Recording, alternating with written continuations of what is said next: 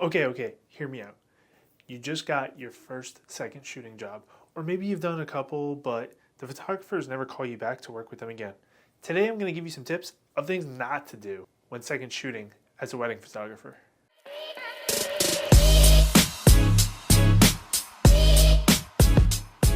Welcome back. I'm Jay LeBlanc, wedding photographer and photography educator.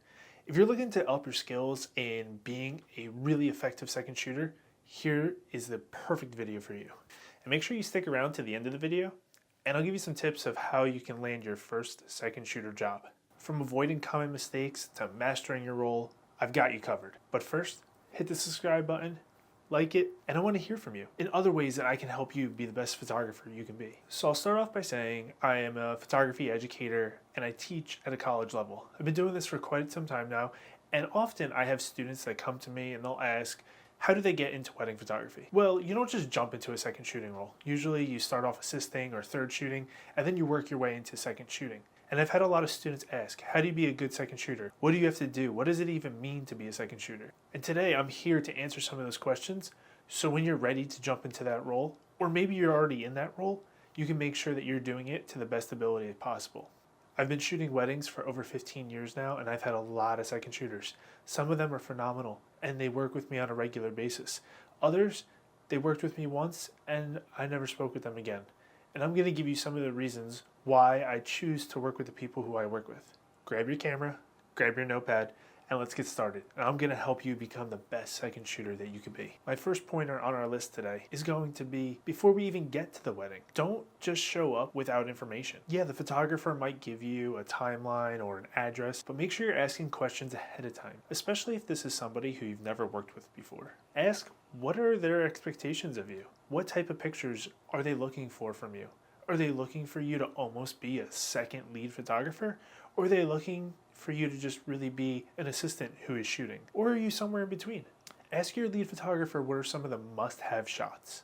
What are those shots that they deliver to every one of their clients? Because every photographer is a little bit different.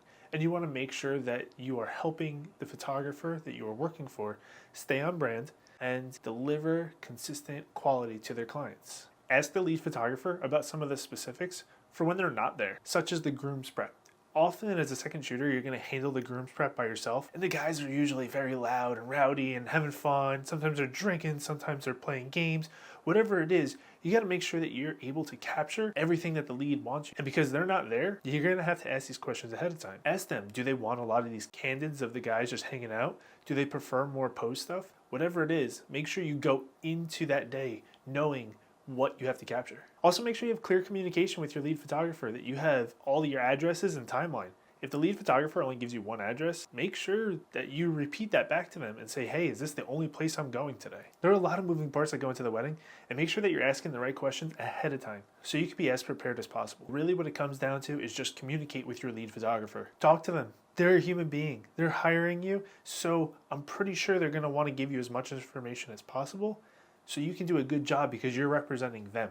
Don't just show up and be like, I'm the photographer and who wants their picture taken? That's not how it goes. You want to walk in with confidence, knowing what has to get done. For my next tip, don't just watch. Being a second photographer is not an observation sport. Just because the lead photographer is working very closely with the couple doesn't mean you can't be getting other angles, taking pictures of family members who might be watching, or if nothing else, get some behind the scenes for the lead photographer. I'm sure they'll appreciate that. And as the lead photographer, just because I'm shooting doesn't mean I want you to watch. I'd love it if you could think on your own and get something different than what I'm getting. Even when I'm doing family portraits and I don't really need a second photographer, I love it if my other photographer can just take the initiative and go get some details. Maybe they could take pictures of some family members watching. The last thing I want to do is turn around and see you on your cell phone in front of the couple. Or even worse, I don't see you at all and I don't know where you are. The next one's a big one. Don't shoot the same thing as me. I kid you not, one time I had a second shooter. I have my 70-200 out, and here they come along, and they're basically putting their camera on my shoulder like it's a parrot. Do I look like a pirate? No. Get it off my shoulder. I don't want you to get the exact same shot as me. If I'm shooting with the 70-200, don't stand directly next to me and shoot with the 70-200 also. Maybe shoot something wider. Maybe go get a different angle or a different perspective. There's no point in shooting the exact same shot. I will say, Maybe you're in a church that's very, very tight and the only place to stand is directly in the aisle and you have to stand shoulder to shoulder with each other. That's fine. Just get something different. Talk to your lead photographer.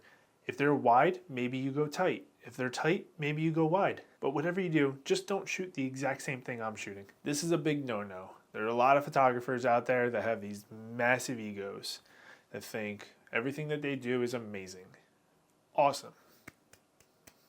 Good for you. Swallow your pride. Don't overstep your boundaries. You are working for that photographer that day. That photographer is working for the couple. Don't step in front of their camera while they're actively working with the couple. If the couple addresses the lead photographer, don't butt in with your own answer. Let the lead photographer answer the question. And make sure you maintain a professional relationship between yourself and everybody who's involved with that wedding day. This includes the couple, the family, the guests, the other vendors. You are a representative of that lead photographer's company, and make sure that you are acting professionally. This means don't go over to the bar, start pounding drinks without talking to the lead photographer ahead of time. Don't just disappear and start smoking in the bathroom with some of the guests. And don't go hit on the bridal party and try and get their phone numbers. Maintain a professional image, and you'll be sure to get called back next time that photographer needs a second shooter. For the next one, luckily I've never had to experience this because I have really good communication with all my second shooters. But make sure that you dress professionally or appropriately. Don't dress like you're running into Walmart real quick to pick something up in flip-flops and a t-shirt and some sweatpants. Personally, for almost all of my weddings, I have my second shooters dressed in something that is formal, all black. It lowers your chances of matching the bridal party and the guests because most people at the wedding are not going to be in all black. And make sure that it's something comfortable. You don't want to be in a three-piece suit all day shooting the wedding. For the ladies, you don't want to be in a skin-tight dress and have to be running around, getting all these pictures, moving light, helping with the bride's dress. You want to make sure that you're comfortable, especially your shoes. Don't forget the sneakers. You don't want to show up in some type of shoe that you could not spend 12 hours standing in. Real quick, I've never had this problem with anybody who's worked with me, but I've worked with videographers and I've seen their assistants show up with a t-shirt with their favorite band on it, some cut-off jeans, and flip-flops.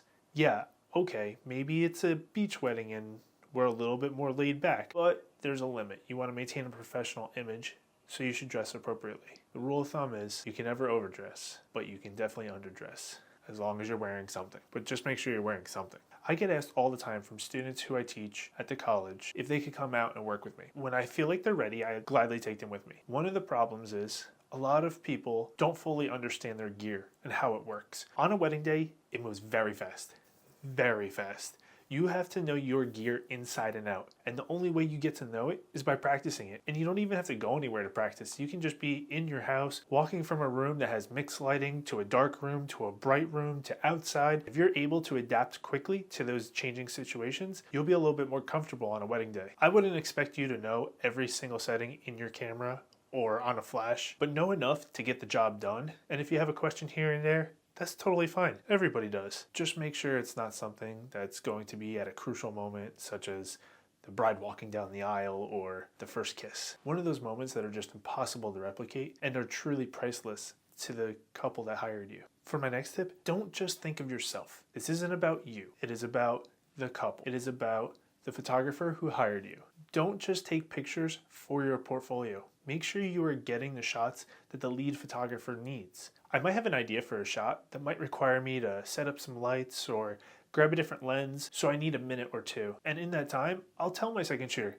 go ahead, do whatever you want with the bride and groom for a minute because I have to go set up for the next shot. And make sure you ask the lead photographer how you can help. A lot of the times there's a lot of things running through the lead photographer's mind, from timeline to must-have shots to trying to be creative and plan out the next shot. Ask them how you can help. Maybe that's you take the groom and all the guys and you go do pictures of them while the lead photographer works with the bride and all of her girls. Maybe you can go grab a drink for the lead photographer because they've been working and they need to hydrate. Or maybe it's something just as simple as you jump in there and fix the bride's dress because it folded a weird way. Have really good communication with your lead photographer all day long and ask how you can help. They'll really appreciate it. Asking how you can help goes a really long way with a lot of photographers. And a little bonus tip for you. If you're looking to start second shooting, but you don't have any experience with weddings, in my eyes, a second shooter is essentially a second lead photographer. It's somebody who is ready to take control when needed, but also able to take a step back when the lead is doing just fine. If you want to get into second shooting, start off by assisting, and it'll help you get some experience. You'll learn how the wedding day flows, you'll learn what it's like to photograph and be at a wedding. There are plenty of wedding photographers who are looking for assistance all the time, and then communicate with that photographer. Be like, hey, when you no longer need me for the night, do you mind if I take a couple pictures? Most of the time, those photographers will be more than okay with it. And then you can slowly work your way into a third shooter and eventually a second shooter. When you understand how the day flows, there's a lot that goes into a wedding. There's a lot of moving parts, and you have to be on your game all day long. Your photography skill set might be phenomenal. Your photography might even be better than the main photographer. But if you don't know how a wedding day works, it's going to be very difficult for you to just jump right into weddings without gaining some of that experience and knowledge first. So what do you think? Are you a second shooter looking to up your game? Are you somebody who's looking to get into being a second shooter or even a wedding photographer? Or maybe you're a lead photographer who's experienced some of these things before with your second shooters. Drop some comments below. I want to hear some stories about your experience as a second shooter or with second shooters. It would mean a ton to me if you could give me a thumbs up if you found any value in this video, because I would love to be able to continue making videos like this to help educate photographers and future photographers and grow their businesses. And I hope you have a beautiful day. See you next week.